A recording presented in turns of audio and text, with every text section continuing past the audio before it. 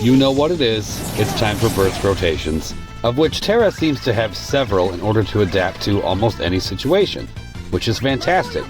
She's got rotations for single target, for multiple target, if you want to just go straight damage, if you want to go more longevity and get the turn advantage. She kind of has all that up her sleeve, which is really great. So I'm going to go through and just show a couple of them. I'm sure there's more options than just this, but you should get the idea. This first one is going to be straight damage. So we went into the burst while Terra has 2 free skills left. So that way she can drop 2 meteors. And look, that buff of hers is similar to Noctis's warp step in the fact that it fades away in the burst sequence, unlike most buffs. So look, we lost the free meteors, so we LD to get them back. So we can drop 2 more while we're in here for maximum damage output.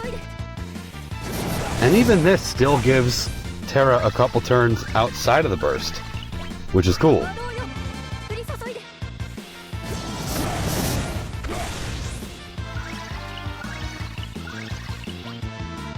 Now, I'm not gonna lie, I do not think that Terra's Ultima should be single target, because it's Ultima that should hit everybody. At the very least, they should have let that first tornado attack be a single target, and then have Ultima hit everybody. That would have been more in line with Ultima lore, if you ask me, but I'm not here to nitpick. Okay, now this one is gonna be more longevity based, where we maximize the skill usages more properly in order to just preserve everything that Terra has to offer.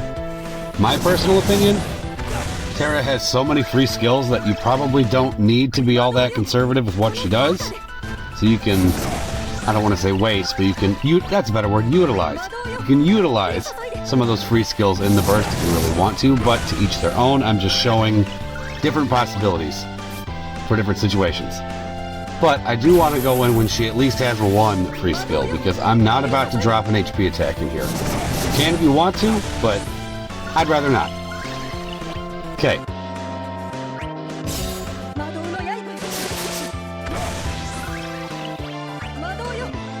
If you want to translate this to multiple target, you would go for the free meltdown at the beginning. That way you could get 2 meltdowns against multiples. But this is one thing that's kind of cool about this one. That you can LD, which does set her up very nicely when she gets out of here. She'll just have a bunch of turns ready to go. So again, if you need turn advantage, this one works for that. But look at the damage difference from last time. Yeah, and we even had a launch in that one, and it was still significantly less, but that turn advantage is pretty nice too. So again, whatever suits your fancy. Moving on to multiple targets. This one is going to be the exact same rotation as the first one I did, except we are going to be using meltdowns instead of meteors, because again, multiples. I mean, maybe you'd want to go with meteor if you're in a position where you just need massive breaks, but chances are meltdown's going to hit hard enough while you're in there to get all your appropriate breaks anyway, so I wouldn't recommend that, especially if you're going up against 3 or even 2. I prefer the meltdown.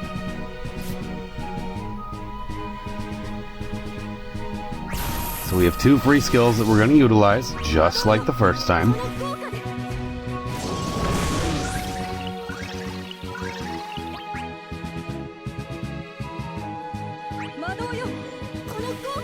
You may have noticed that this particular rendition of burst rotations is a lot longer than the past few that I've done.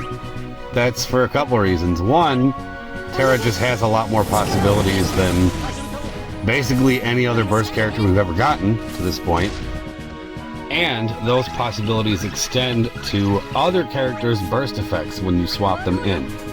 So I wanted to show off some of that, because she can do some pretty ridiculous things with all of her free turns, and really just milk your friend support's burst effect for all that it's worth. I mean, normally, when it comes to burst effects, I tend to bring in people who just have really potent ones and help everybody hit really hard, but there's gonna be more than just that Terra can really amp up. You'll see it in a second.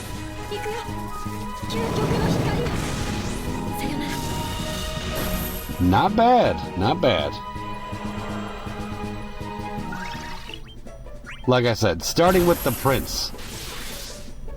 So yes, I think it's common knowledge that the friend Noctis burst effect goes off in your burst effect. So look, he's gonna keep hitting. But think about this, we didn't really get to see it here because they died too fast. But if they had some more life left in them, I could have just kept looping back with Terra, with her LD, and Noctis would have hit consecutively every single time. In the future, there's going to be other characters who can really amp that up. Like Yang when he comes out, Cloud of Darkness with her burst, stuff like that's going to be crazy. This particular setup, it would have worked out better if I would have had someone like Kryl instead of Sarah to pump up Noctis's follow-up attacks with all the battery. But I didn't really plan on doing this. I just kind of went in like, all right, what else can I try? And I found a rare sighting of a Noctis friend, which I barely have anymore. So I'm like, okay, you know what? I'm going to do this. And just kind of talk about it. Again, you don't really get to see everything else that she does after this. But I think you get the idea.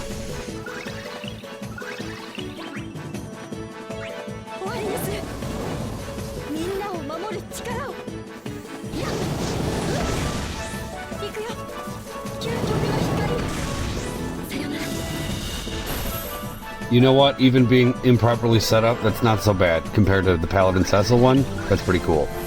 This one should speak for itself right here. In case it doesn't allow me to elaborate, the Sephiroth burst effect drops everybody's brave to 1 even right after you break them. So in English, that means Terra goes burr forever and they just get broken for the entire fight, if you really want to do it that way. In fact, I don't think there's much else I can really say about it. I know there's a lot left to the video, but I'm gonna just let it play out and you can see for yourself. So I hope this was helpful. I hope you enjoyed. Thank you guys for watching. Take care.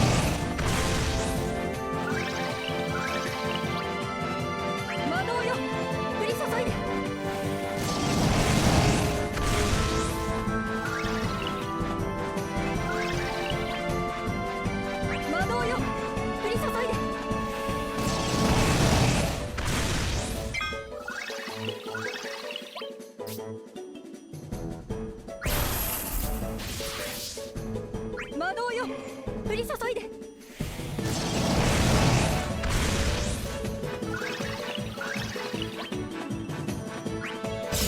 魔導の刃よ。魔導よこの豪華で。魔導よ降り注いで。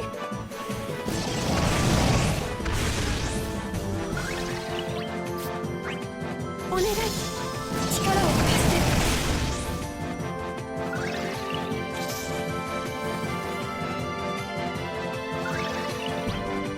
オリーズみんなを守る力を。やっ行くよ究極の光よ。さよなら。